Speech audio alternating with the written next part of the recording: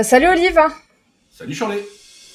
Je voulais voir avec toi, il y a énormément de gens qui nous disent ouais, je sais pas trop si je trouverai l'inspiration pour écrire un article de blog par semaine. On avait déjà vu qu'écrire un article, grosso modo, ça te prend que 1 heure et demie par semaine, mais ça peut vraiment te ramener énormément de mandats. Mais moi, j'aurais aimé savoir si quand tu as lancé ton blog, il y a des moments où tu avais vraiment manqué d'inspiration ou comment ça s'était passé. Alors, je serais tenté de te dire non, parce qu'on vit pas au fond d'une grotte, qu'on est quand même des gens qui ont un métier de contact et qu'on est des spécialistes du relationnel, et que le principe même du blog, on en a déjà parlé lors de nos formations, c'est de pouvoir aller déterminer les attentes et les questions des gens pour les transformer en articles. Donc, à la moindre rencontre, à moins de ne pas discuter, de regarder simplement les gens dans les blancs des yeux, on aura automatiquement une source d'inspiration sans aucun problème. Ok. Alors moi, je sais qu'on avait défini environ plusieurs sources. Donc déjà, il y avait le terrain. Sur le terrain, comment est-ce que ça se passe finalement? Qui sont les gens qui t'ont donné le plus d'inspiration? Alors, je serais tenté de dire mes clients, dans un premier temps, soit aussi bien les vendeurs que les acheteurs. On en revient à Ouais. ce que je viens de dire, c'est que dès l'instant où ils me posent une question, et je suis vraiment là pour répondre à leurs questions et à leurs attentes, je le note, et pour moi, c'est potentiellement, si ça me semble une question que d'autres personnes se posent, alors si c'est un problème de fiscalité ou de juridique personnel, il n'y a pas une réelle valeur ajoutée, je la traite en direct avec eux. Mais si c'est par exemple, bah, est-ce que tu penses que c'est mieux que le prochain bien on l'achète en SCI parce qu'on a 2 enfants, bah, je me dis que ça c'est un problème. C'est pas les seuls à être confrontés à ce type de questions, et ça mérite largement un article. Et tu m'avais dit aussi que tu avais discuté du fait que tu avais un blog avec ta mairie, avec les commerçants, avec les offices de tourisme, et ça les avait vachement intéressés. Oui, on a ça aussi, hein, tout ce qui est institutionnel, l'office du tourisme, les mairies, l'urbanisme, etc., etc. On est presque en période préélectorale pour les municipales. Un professionnel dit apolitique, hein, qui ne fait pas de propagande, qui ne se sert pas d'un blog comme qu'un outil de propagande municipale, notamment dans l'immobilier, je pense que c'est un vecteur d'information sur l'historique de ce qu'a pu faire la mairie, sur les projets en cours, etc., etc. Et aujourd'hui, qu'est-ce qui intéresse plus que l'immobilier ou la fiscalité, les gens qui habitent dans une petite commune? Je vois pas trop ce que ça peut être. Ah, moi, je sais aussi que quand je fais des devis ou quand je fais, en l'occurrence, je me suis dit, bah, vous, quand vous faites des avis de valeur, vous tombez certainement aussi sur de la data qui sont hyper intéressantes. Et des fois, il y a des petites pépites ou il y a des petites tendances qui ressortent sur certains quartiers. Et ça, bah, encore une fois, le terrain peut venir alimenter des idées d'articles. Après, moi, je sais que quand je suis en voiture, mais j'ai toujours une tonne d'idées, ou quand je me réveille le matin, j'ai une tonne d'idées sur des réflexions, des observations sur mon métier, des expériences, des apprentissages. Et tout ça, bah, c'est des réflexions personnelles qui méritent d'être capitalisées dans un blog parce qu'en fait, elles peuvent être apporteuses de valeur et de prospection. En fait, chaque pensée intéressante, elle peut vraiment se transformer en article. Et chaque thématique, en fait, là où tu sens que tu as, je vais dire un peu le, comment dire, inconsciemment, tu te dis, tiens, cet article-là, si moi ça m'intéresse, normalement, ça devrait aussi intéresser mes clients. Et au niveau du digital, je sais qu'on a mis en place plusieurs choses. Est-ce que tu peux un petit peu nous en parler dans le cadre de notre formation? On vient aussi soutenir les apprenants en leur fournissant finalement un package justement pour les aider à rédiger leur article. Alors oui, effectivement, on a fait un petit guide pour les aider et surtout les rassurer sur le fait qu'ils ne démarraient pas de zéro avec 52 idées d'articles. Donc ça Mhm. laisse déjà sur un calendrier éditorial une marge de manœuvre colossale. Mais il n'y a pas que ça, c'est qu'en fait, nous aussi, on a la communauté Top 2 Skill, où chaque fois que les gens échangent, etc., etc., bah, une idée, ajouter une autre idée, plus de l'expertise en local, ça peut être un super article aussi. Mais après, on a les recherches sur Google.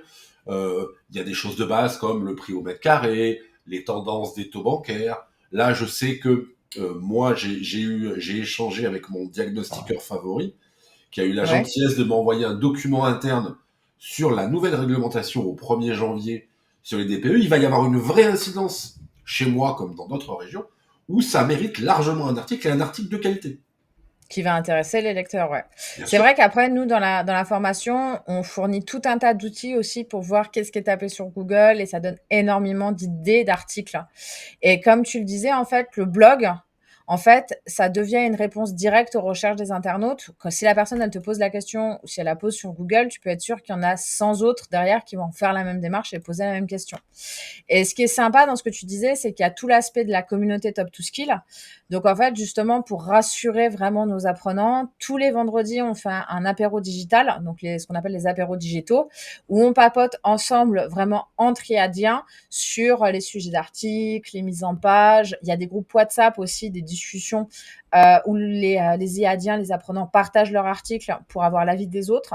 Et c'est vraiment un échange d'idées, donc c'est une co-réflexion ensemble pour partager les thématiques et c'est ultra convivial. Donc en fait, vraiment pour les sources d'inspiration, on a vraiment essayé de développer 4 piliers, vous aider à bien capitaliser les demandes qui sont faites sur les terrains pour vraiment en profiter, les capitaliser et pour avoir un effet de communication de masse derrière. Toutes vos réflexions personnelles, on vous fournit vraiment les méthodes pour pouvoir un peu les extraire de votre cerveau, les coucher sur le papier et faire que ces réflexions, elles travaillent pour vous et elles deviennent rentables. Après, on a tout l'aspect digital avec la formation. On vous fournit des calendriers éditoriaux, on vous fournit des exemples, on vous fournit des outils pour trouver des idées. Et après, il y a l'aspect humain, comme sur le terrain, où là, il y a la communauté interne des IADiens, où on papote, on échange, etc.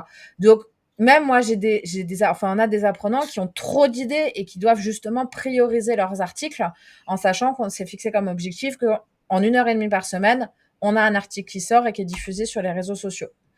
Est-ce que, donc normalement, avec ces 4 sources, vous avez largement la matière, même si c'est même si vous êtes sur une petite commune. Moi, j'habite dans une petite commune. Olivier, toi aussi, tu es sur une petite commune. Il y a énormément de choses à dire.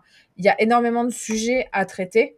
Et il faut vraiment pas avoir peur, c'est très facile. Par exemple, Cindy, moi j'en parlais avec elle, là, elle a sorti un article sur une nouvelle ère de jeu dans sa commune, elle est dans une toute petite commune, mais ça lui permet de rebondir justement sur le développement, sur comment dire, le développement, le type de population qui s'installe, le développement de certains quartiers, etc. Donc c'est des petits événements qui permettent de traiter de gros sujets. Et justement, c'est des articles qu'on a traités ensemble avec la communauté, on a aidé Cindy. Olive, on a un livre blanc. En quoi, enfin, moi je le trouve top ce livre blanc. T'en penses quoi, toi? Enfin, Ah ouais, c'est. moi aussi, Tu peux faire moi, rebondir? moi qui suis un gros consommateur de formation, de l'e-book, j'en ai téléchargé un paquet. Alors, j'essaie d'être le plus objectif possible. Je crois que c'est le plus agréable à lire et le mieux documenté que j'ai eu dans les mains. Donc, je suis très très fier de ça. Alors, à quoi ça sert? Bah, c'est simple. Nous, on vous propose de vous expliquer le contenu, nos process de formation et notre vision du SEO et du GIO en animant, en co-animant 2 masterclass par semaine, une le lundi matin et une le mercredi soir. On a des gens qui se posent des questions dans les groupes privés, qui m'envoient des messages, etc., etc. On a pris on a pris la décision de créer cet e-book pour vous expliquer de façon sympa, agréable, avec de beaux visuels, tout ce qu'on peut vous apporter, la valeur ajoutée de notre formation, les enjeux d'un bon SEO et d'un bon GIO, et le fait qu'en termes de timing, c'est maintenant qu'il faut se positionner après. C'est pas que ce sera trop tard, c'est que ce sera plus difficile. Et je trouve que le produit, pour les gens qui se disent ouais, ça m'emmerde un peu de dépenser 1 heure en masterclass, ok, c'est ça, c'est votre choix d'entrepreneur, hein, faudra pas aller pleurer après. Mais soyez curieux, on vous l'offre. Téléchargez-le, regardez-le. Je serais étonné que vous ne veniez pas rapidement après dans nos masterclass parce que je pense que c'est un vrai miroir des ambitions qu'on a Mm. sur cette formation. Dans les e-books, on présente bien comment créer son blog, les bénéfices du blog. Et c'est vrai qu'on a pas mal d'apprenants en fait qui ont téléchargé les e-books, qui sont même pas venus en masterclass et qui après ont pris directement le pack pour pouvoir créer leur blog. Donc pour pouvoir créer leur blog en autonomie, avec tous les replays, avec les micro-capsules. Si vous avez un doute, je vous invite à aller sur notre propre blog et à voir tous nos avis. Et comme ça aussi, ça vous permet d'accéder à la communauté avec les autres IADiens, avec toutes les innovations qu'on met en avant, que ce soit sur le blog, sur les réseaux. C'est vraiment un groupe, un club d'échange vers l'innovation.